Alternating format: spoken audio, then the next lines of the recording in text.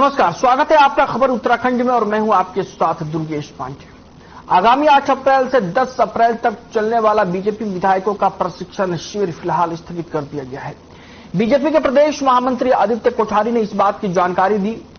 आदित्य कोठारी ने कहा कि कर्नाटक के चुनाव को देखते हुए यह प्रशिक्षण शिविर स्थगित हुआ है। उन्होंने बताया कि केंद्रीय मंत्री कर्नाटक चुनाव में व्यस्त हैं, ऐसे में बीजेपी के संगठन महामंत्री बीएल संतोष का गृह राज्य भी कर्नाटक है और उनका समय भी नहीं मिल पा रहा था। उन्होंने बताया कि यह प्रशिक्षण शिविर अब कर्नाटक चुनाव के बाद यानी जून में आयोजित किया जाएगा।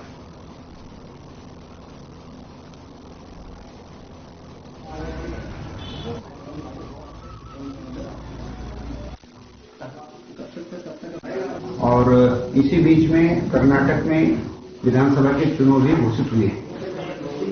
तो जो हमारे वरिष्ठ नेता राष्ट्रीय स्तर के प्रशिक्षण के विषय रखने के लिए आने वाले थे, तो वो सभी लोग चुनाव में अब जो है लगे। इसके कारण से यह प्रशिक्षण फिलहाल स्थगित हुआ है और कर्नाटक चुनाव के बाद अभी प्रशिक्षण आयोजित हुआ।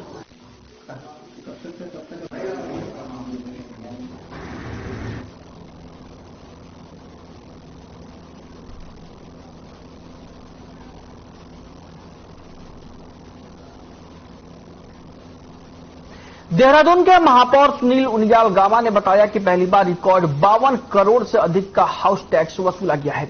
अंतिम दिन भी हाउस टैक्स जमा कराया गया। वहीं इस बार कई बड़े बकायेदारों ने भी हाउस टैक्स जमा कराया है। महापौर सुनील उनियाल गामा ने बताया कि नगर निगम 1,12,000 संपत्तियों से हाउस टैक्स वसूलता है। इसमें 1 लाख घरेलू और करीब 12,000 व्यावसायिक संपत्तियां हैं।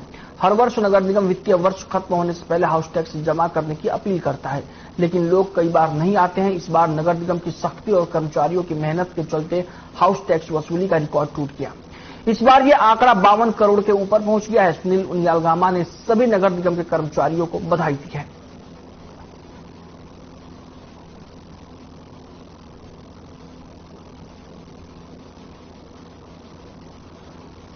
जो टैक्स कई लंबे समय से टैक्स नहीं दे रहे थे, सरकारी विभाग को के पैसा हमारा बहुत अच्छा पैसा हमारे सरकारी विभाग हैं उनसे आया है।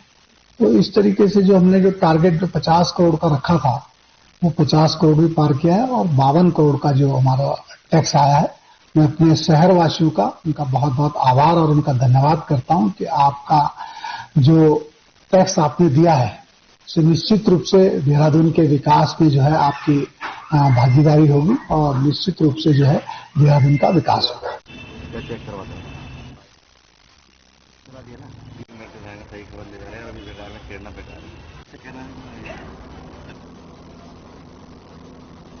वहीं लालकुआ के बिंदु खत्ता ब्लॉक में कांग्रेस कमेटी अध्यक्ष पुष्कर दानू ने प्रेस वार्ता का आयोजन किया। इस दौरान उन्होंने कांग्रेस पार्टी में हो रहे विस्तार की जानकारी दी और कहा कि पार्टी को संगठन स्तर पर मजबूत करने के लिए कार्यकारिणियों का विस्तार किया जा रहा है, जिसके लिए बिंदु खत्ता ब्लॉक कांग्रेस कमेटी ने 50 से अधिक कांग्रेस कार्यकर्ताओं को संरक्षक बनाया है। वहीं इस दौरान कमेटी अध्यक्ष पुष्कर दानू ने सरकार पर तीखा हमला बोलते हुए कहा कि कांग्रेस के वरिष्ठ नेता राहुल गांधी को तानाशाहपूर्ण तरीके से संसद की सदस्यता खत्म करवाने का काम बीजेपी सरकार ने किया है, जिसे किसी भी कीमत पर बर्दाश्त नहीं किया जाएगा। उन्होंने कहा कि राहुल गांधी की बढ़ती लोकप्रियता को बीजेपी पचा नहीं पा रही है, इसलिए षड्यंत्र के तहत इस प्रकार का कृत्य कर रही है।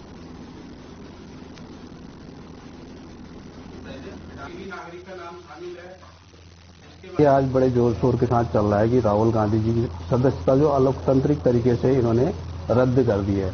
मात्र मामला क्या था, 2023 में 7 फरवरी को जब राहुल गांधी ने अडानी महाघोटाले मामले में अपने भाषण दिए थे, उस समय सिर्फ उन्होंने 2 सवाल जो है संसद में पूछे थे।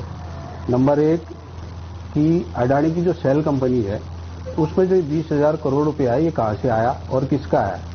इसमें जो चीनी व्यक्ति, एक चीनी नागरिक है जिसका जो इसमें सम्मिलित है, उसका नाम आगे क्यों कोई नहीं पूछ रहा है।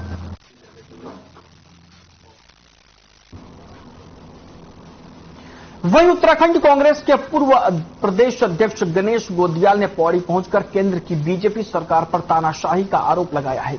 गणेश गोदियाल ने राहुल गांधी की लोकसभा सदस्यता समाप्त किए जाने पर इसे केंद्र सरकार की तानाशाही करार दिया। गणेश गोदियाल ने कहा कि कांग्रेस बीजेपी पर हावी पड़ रही है, ये बीजेपी को रास नहीं आ रहा है। उन्होंने कहा कि देश का लोकतंत्र खतरे में है, यहां बीजेपी तानाशाही से लोकतंत्र को कुचल रही है, इसलिए राहुल गांधी की लोकसभा सदस्यता को समाप्त कर दिया गया। गणेश गोदियाल ने कहा कि पीएम नरेंद्र मोदी के इशारों पर ही राहुल गांधी की लोकसभा सदस्यता को बीजेपी सरकार ने समाप्त किया है।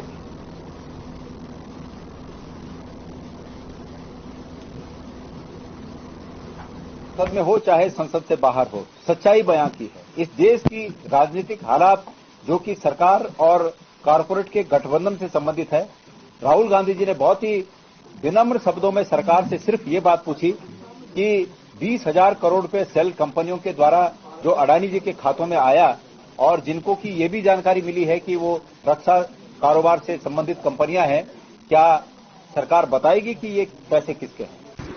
और जितने भी हमारे वरिष्ठ नेता हैं, प्रदेश अध्यक्ष जी, हरीश रावत जी, यशपाल आर्य जी, प्रीतम सिंह जी, जितने भी हमारे वरिष्ठ नेता हैं, सब लोगों का बहुत धन्यवाद करना आभार करना चाहता हूँ कि एक महत्वपूर्ण जवाबदारी के रूप में उन लोगों ने मेरे को ये दायित्व दिया है। और आज बाकी आज लोगों का कहना भी कि आज महसूस हो रहा है कि जो है जब पूर्णकालिक अध्यक्ष का पद मिला है तो तब महसूस हो रहा है कि आप जो है आज हम किसी पद पर बैठकर किसी डिसीजन को, किसी संगठन को मजबूत करने को आए।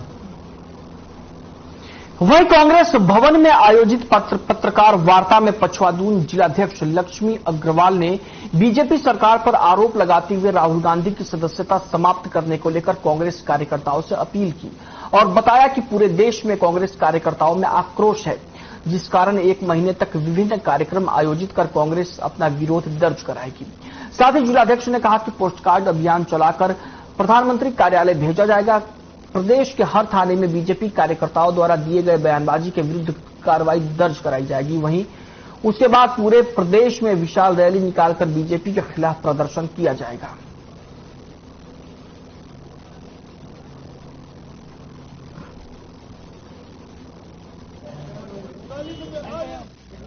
तानाशाह सरकार देश में जो लोकतंत्र को छिन्न भिन्न करने का जो प्रयास कर रही है और जिस तरह राहुल गांधी जी को की सदस्यता इन्होंने बहुत आनंद फानंद में जिस तरह रद्द करवाकर उनको घर से बेघर किया है, हम कहते हैं कि जितनी तत्परता आपने राहुल जी के मामले में दिखाई है, इतनी तत्परता आपको अडानी जी के मामले में भी दिखानी चाहिए थी। तो अब हम जनता के द्वार जाएंगे, क्योंकि देश ये जानना चाहता है कि जो शेल कंपनियों में 20,000 करोड़ रुपए लगा है अडानी जी, वो किसका है? जो भाजपा की सरकार है वो निरंतर, मैंने पहले भी कहा है कि दबाव की राजनीति का रुख उन्होंने अपना रखा है। जो भी नेता, हमारा कांग्रेस के नेता संसद में, सड़क पे कहीं भी कोई बात उठाता है तो उसे किसी न किसी तरह कुचलने का वो कार्य करती है। इसी क्रम में राहुल गांधी जी की जो बिल्कुल तत्परता के साथ जो उन्होंने एक कार्य दिखाया कि तुरंत सदस्यता निरस्त कर दिया, तुरंत उन्हें बेघर कर दिया, ऐसे ही अगर जनता के कार्यों के लिए, महंगाई के लिए, इन चीजों के लिए भी इतनी तत्परता दिखाए तो भाजपा सरकार को कहीं ना कहीं जनता। चारधाम यात्रा के मद्देनजर हरिद्वार में यात्रियों की सुविधा के लिए नगर निगम ने स्मार्ट टॉयलेट और वाटर एटीएम लगाए हैं। जिलाधिकारी विनय शंकर पांडे ने शिव मूर्ति चौक और ललता राव पुल पर बनाए गए स्मार्ट टॉयलेट और वाटर एटीएम का उद्घाटन किया। इस दौरान जिलाधिकारी ने साफ सफाई रखने और यात्रियों की सुविधा का ध्यान रखने के निर्देश दिए। जिलाधिकारी ने कहा कि हरिद्वार यात्री बाहुल्य क्षेत्र है, यहां चारधाम यात्रा के अलावा भी साल भर यात्रियों के आने का सिलसिला लगातार लगा रहता है। ऐसे में प्रशासन यात्रियों की सुविधा के लिए हर संभव कोशिश कर रहा है।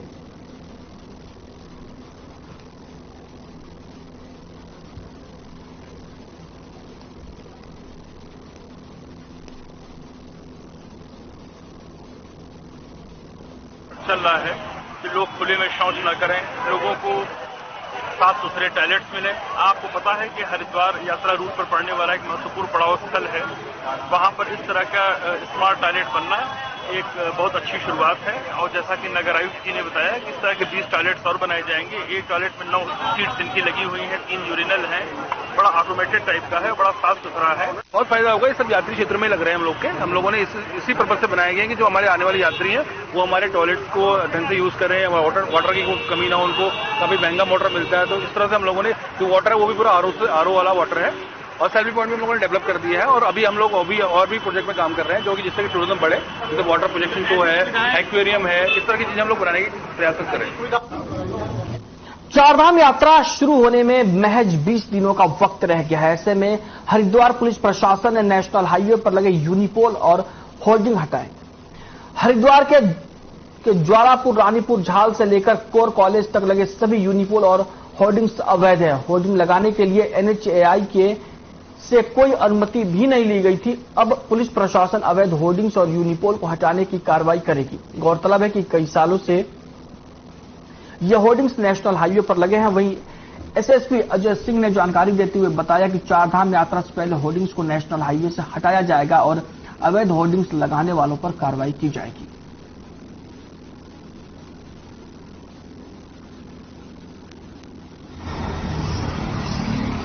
334 पर जो है सभी समस्त जो होर्डिंग्स लगाए गए हैं वो अवैध रूप से लगे हैं।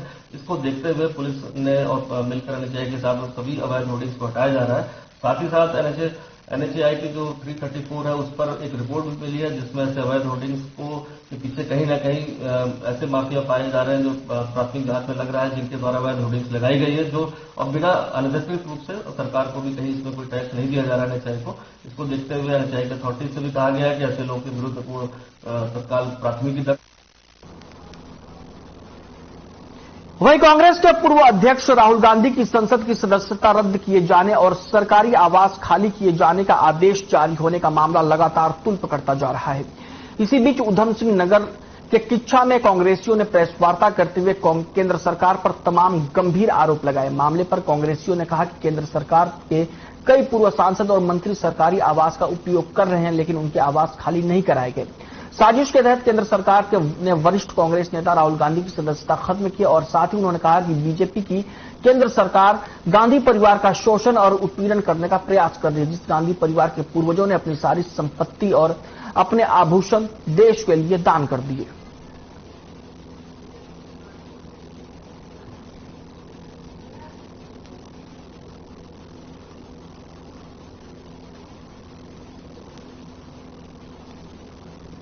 सरकार के ऊपर कि 20,000 करोड़ रुपया या फिर ये किस माडानी जी की कंपनियों में किसका लगा हुआ है, उस पे वो जवाब न देकर उन्होंने बदले की भावना से ये जो कार्रवाई हुई, आनन फानन में सदस्यता रद्द हुई। उसके बाद आपने घर खाली कराने का आदेश दिया। गांधी जी ने लड़ाई लड़ते हुए पाकिस्तान से अपने गहने सेना को दे दिए हो, आप उसको कह रहे हैं कि आप आवास खाली कर दो। आपके कितने सांसद आज आवास में रहने जो न राज्यसभा के सदस्य हैं न लोकसभा के सदस्य हैं, आपने जारी आदेश नहीं किया कि आप भी मकान खाली करो। कानून तो कानून होता है। खबर काशीपुर से है, जहां बीजेपी के वरिष्ठ नेता और PCU चेयरमैन राम मेहरोत्रा शहर की समस्याओं को लेकर प्रशासन पर जमकर बरसे। आमतौर पर बीजेपी नेता शहर को समस्या मुक्त होने का दावा करते हैं, लेकिन पहली बार राम मेहरोत्रा ने एक पत्रकार वार्ता में शहर की समस्याओं को लेकर करारा निशाना साधा। हालांकि इस दौरान उन्होंने धामी सरकार की तारीफ में कसीदे भी पढ़े और RS मॉल में आयोजित पत्रकार वार्ता में PCU चेयरमैन राम मेहरोत्रा ने कहा कि शहर के लोगों को काफी समस्याओं से जूझना पड़ रहा है। वार्ता की शुरुआत उन्होंने केंद्रीय गृह एवं सहकारिता मंत्री अमित शाह के सहकारी क्षेत्र में किए गए कामों की सराहना से की और सहारा ग्रुप के निवेशकों को डूबा हुआ पैसा जल्द मिलने की संभावना जताई, क्योंकि सुप्रीम कोर्ट ने 5,000 करोड़ रुपए रिलीज कर दिए हैं, जिससे शहर के सभी हजारों निवेशकों को उनका पैसा वापस मिलेगा। वहीं PCU चेयरमैन राम मेहरोत्रा ने सूबे के मुख्यमंत्री पुष्कर सिंह धामी के 1 वर्ष के कार्यकाल में किए गए जनहित के कामों को गिनाते हुए उनकी जमकर तारीफ की। माता बाल सुंदरी देवी का जो चैती का मेला लगता है बहुत वर्षों से लगता चला आ रहा है और माता बाल सुंदरी देवी का भी लंबा इतिहास है। उसके पीछे अपना जो मोटेश्वर महादेव मंदिर है उसका भी लंबा इतिहास है। क्या पिछले 2-3 वर्षों से जिस तरीके से जो है वो DM साहब ने ये पूरा अपने हाथ में लिया है और लोकल प्रशासन इसे देखता है और शनय शनय जो है वो धीरे धीरे इस जो चैती मंदिर का जो एक तरीके से रूप था, जो यहाँ पर जो बाजार लगता था या जो यहाँ पर मेला लगता था, उस मेले का रूप जो है वो धीरे धीरे घटता चला जा रहा है। वहीं उधम सिंह नगर के पुलिस कप्तान मंजूनाथ TC ने पुलभट्टा थाने का वार्षिक निरीक्षण किया। निरीक्षण के दौरान SSP ने पुलिस अधिकारियों को आवश्यक दिशा निर्देश दिए। एसएसपी मंजूनाथ ने काम में लापरवाही करने पर दरोगा को लाइन हाजिर कर दिया। वेतन रोकने के भी आदेश जारी कर दिए। इस दौरान एसएसपी मंजूनाथ ने जब पुलिस अधिकारियों एवं जवानों को हथियारों की हैंडलिंग और हथियारों को खोलने और बंद करने का टेस्ट लिया तो सभी पुलिस अधिकारी और पुलिस जवान टेस्ट में फेल हो गए। पुलिस अधिकारियों की कार्यप्रणाली को लेकर जिले के पुलिस कप्तान मंजूनाथ काफी नाराज दिखाई दिए। एसएसपी मंजूनाथ ने पुलभट्टा थानाध्यक्ष कमलेश भट्ट समेत सभी उप निरीक्षकों को पुलिस लाइन में 3 दिन का प्रशिक्षण लेने के निर्देश दिए। थाने के सभी दरोगा और सभी पुलिसकर्मियों को 2 अलग अलग टीमों के माध्यम से पुलिस लाइन रुद्रपुर में हथियारों का प्रशिक्षण दिया जाएगा। वहीं एसएसपी मंजूनाथ ने टेस्टिंग ऑर्डर का पालन नहीं करने पर दरोगा कीर्ति भट्ट को लाइन हाजिर करते हुए वेतन रोकने के निर्देश जारी कर दिए।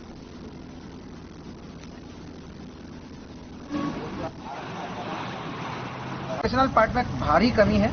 कोई भी सब इंस्पेक्टर को अपना पिस्टल खोलने में काफी जो है कमियां पाई गई है। तो प्रभावी रूप से बेसिकली हथियार खोलना जोड़ना उसकी रखरखाव में जितना वाकिफ होना चाहिए था उतना नहीं है। इसलिए इन सभी लोगों को 3 दिन का ट्रेनिंग के लिए हमने दे दिया है।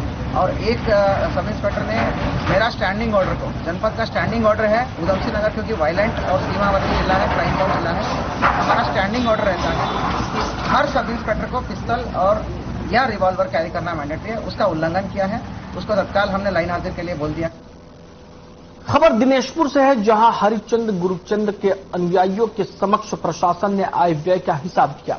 आपको बता दें कि श्री हरिचंद गुरुचंद मंदिर में 2 पक्षों की लड़ाई का मामला कोर्ट में विचाराधीन है, जबकि हर साल हरिचंद गुरुचंद मंदिर में बारूनी के उपलक्ष्य में भव्य मेला और स्नान का आयोजन किया जाता है। मंदिर के 2 पक्षों में लड़ाई के चलते मामला न्यायालय में होने के चलते कोर्ट ने महावारूनी की तिथि को प्रशासन की देखरेख में कराए जाने के आदेश दिए थे, जिसके बाद प्रशासन की एक टीम गठित की गई थी।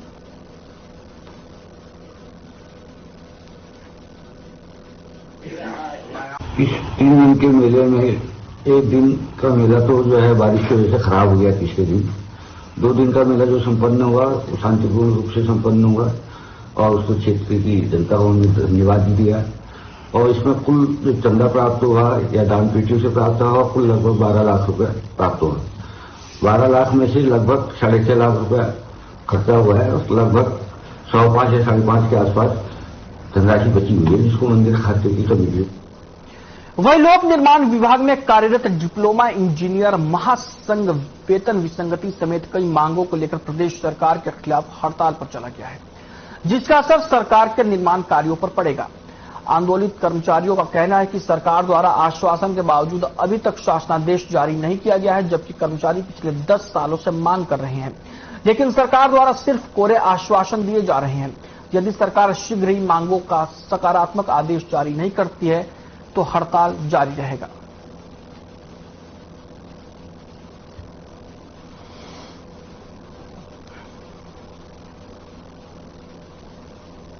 वहीं चैत्र मास में मां बाल सुंदरी देवी मंदिर पर हर वर्ष लगने वाले ऐतिहासिक चैती मेले का बेमौसमी बरसात ने रंग फीका कर दिया। बुधवार को अष्टमी की सुबह मां बाल सुंदरी देवी का डोला उठते ही जैसे ही भीड़ बढ़ी तो मेले में दुकानदारों को दुकानों का किराया निकालने के बाद कुछ बचत होने की आस जगी, लेकिन 2 दिन से आंधी और बारिश ने उनके मंसूबों पर पानी फेर दिया और अब दुकानदार और झूला तमाशे वाले हाथ पर हाथ धरे बैठे रहे।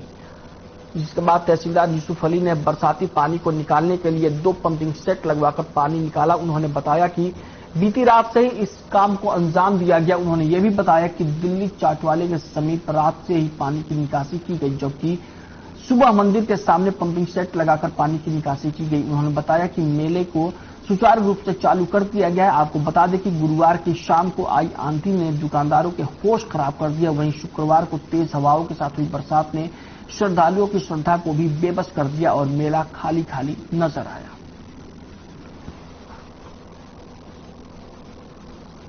पानी का बवाल हो गया है, पानी निकासी करके अत्यधिक बरसात हुई है, इससे काफी पानी मेले में भर गया था और रात से ही हमने जो है इसका पानी की निकासी के लिए रात पाइप हमने डला के जो है पानी कराया दिल्ली चाटवाले के सामने। और आज सुबह से जो है हमने देखा, जैसे आप देख रहे हैं, पंपिंग सेट लगा के जो है पानी की निकासी करा दी। करीब 3 फीट के करीब पानी ऊपर। वहीं उधम सिंह नगर में आंधी तूफान के साथ हुई मूसलाधार बारिश से फसल को भारी नुकसान पहुंचा है। तेज हवाओं के साथ हुई बारिश और ओलावृष्टि से खेतों में खड़ी गेहूं की फसल पूरी तरीके से बर्बाद हो गई है। भारी बारिश के चलते संभावना जताई जा रही है कि किसानों की फसल को लगभग 50% से ज्यादा का नुकसान हो चुका है। इन्हीं सबके बीच उधम सिंह नगर के जिलाधिकारी युगल किशोर पंत के नेतृत्व में विभागीय अधिकारियों की टीम ने रुद्रपुर, गदरपुर और बाजपुर के ग्रामीण क्षेत्रों में फसल से हुए नुकसानों का निरीक्षण किया और किच्छा क्षेत्र में एसडीएम कौस्तुभ मिश्रा के नेतृत्व में प्रशासन की टीम ने फसल नुकसान का जायजा लिया और गेहूं की बालियां तोड़कर गेहूं के दाने को बारीकी से देखा। तो वहीं प्रशासन सर्वे का काम शुरू किए जाने से पीड़ित किसानों को जल्द ही मुआवजा मिलने की उम्मीद जगी है।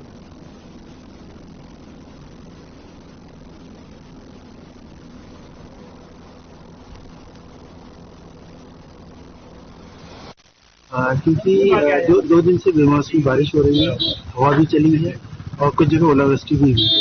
इससे जो हमारी गेहूं की फसल पकने की स्टेज पे वो प्रभावित हुई है और कुछ ऐसे जो खेत नीचे थे, लो लाइन एरिया थे, वहाँ पे ज्यादा नुकसान प्रदर्शित हो रहा है। हमारी टीमें राज्य सरकार की कृषि और उद्यान की पूरे क्षेत्र में गांव-गांव जा रही हैं और ये देख रही हैं कि किस तरह का नुकसान है और अगर 33% से अधिक नुकसान होता है तो आपदा राहत अधिनियम के तहत इनको मुआवजे की व्यवस्था है। कि विगत समय में जो बारिश हुई है उससे निश्चित तौर से नुकसान हुआ है। कई जगह से ग्राउंड रिपोर्टें भी आ रही हैं कि उसमें फसल की क्षति हुई है। इस संदर्भ में जिलाधिकारी महोदय द्वारा निर्देशित किया गया है कि ग्राउंड पे जो टीमें हैं, एग्रीकल्चर डिपार्टमेंट और राजस्व निरीक्षकों की टीम गठित कर दी गई है। वो ग्राउंड पे जाके आकलन करेंगी, आपदा के जिन नियमों में वो समाहित होती हैं उसके अनुसार फिर अग्रिम कार्रवाई की जाएगी। आगामी बरसाती मौसम के मद्देनजर नगर निगम की मेयर अनीता ममगाई गंभीर नजर आ रही हैं। उन्होंने गंगानगर क्षेत्र के लोगों और पुरानी चुंगी के दुकानदारों को राहत देने के लिए बड़ा कदम उठाया है। परशुराम चौक पर महापौर अनीता ममगाई ने 10 लाख रुपए की लागत से बनने वाले नाले का शिलान्यास किया। इस दौरान मेयर ने कहा कि इससे गुलाटी प्लॉट से आने वाले बरसाती पानी के क्षेत्रवासियों और स्थानीय दुकानदारों को जल जमाव की समस्या से निजात मिलेगी।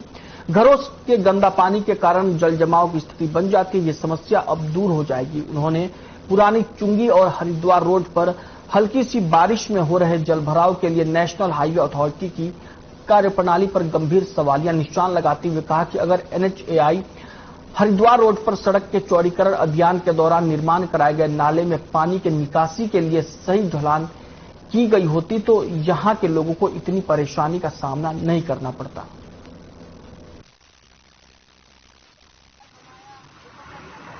यहाँ पर जो हमारा गुलाटी प्लॉट से जो नाला आ रहा है और मुझे लगता है कि ये पूरा ऊपर TIGC से लेके नटराज से पीछे जितना भी हमारा फॉरेस्ट का एरिया है उधर का सारा पानी पूरा ढलान इधर की साइड है। इस प्रकार से लगातार यहाँ पे बरसों से पानी की जो बहुत बड़ी समस्या जल भराव की बनी हुई है, तो उसी को देखते हुए आज यहाँ पर लगभग 10 लाख की लागत से यहाँ पर नाले का पुनर्जीर्णोद्धार के शिलान्यास किया गया। वहीं अल्मोड़ा जिले के विकास खंड सल्ट के राजकीय इंटर कॉलेज पैसिया में 2 दिवसीय कार्यशाला का आयोजन किया गया, जिसमें मिशन विकास खंड सल्ट में 2 चरणों में यह कार्यक्रम पूरा होगा। पहले चरण के कार्यक्रम का उद्घाटन खंड शिक्षा अधिकारी हरेंद्र शाह ने किया। वहीं प्रशिक्षण पूर्ण करने के बाद इसे धरातल पर लाना अधिक महत्वपूर्ण है। विधायक प्रवक्ता गोपाल सिंह गैड़ा ने कहा कि सल्ट में शैक्षिक संवर्धन के लिए अच्छा कार्य हो रहा है। उन्होंने ये भी कहा कि शिक्षकों को मिशन कोशिश 2 के लक्ष्यों पर अच्छे ढंग से काम करने की आवश्यकता है। इस प्रशिक्षण के संयोजक दिनेश शर्मा ने कहा कि मौसम खराब होने के बावजूद भी शिक्षक अपने दायित्वों के प्रति सजग हैं और 100% प्रशिक्षण में प्रतिभाग करने आए हैं। उन्होंने प्रथम दिवस के समापन पर सभी का आभार व्यक्त किया।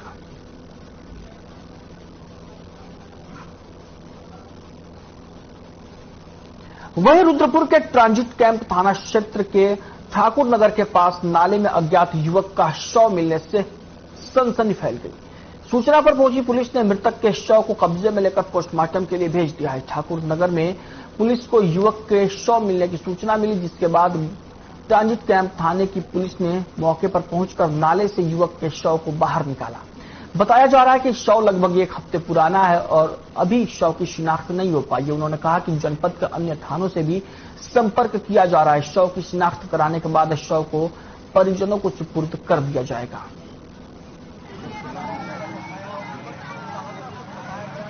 ठाकुर नगर के पास एक नाला बहता है, उस नाले में एक डेड बॉडी प्राप्त हुई है। आसपास के लोगों ने बताया कि एक डेड बॉडी प्राप्त हुई है, जो अज्ञात सब है उसके शिनाख्त के प्रयास किए गए। तो अभी तक प्रयास कोई उसकी सबको पहचान नहीं पाया है, क्योंकि 8-10 पुरानी है तो काफी गल गई है।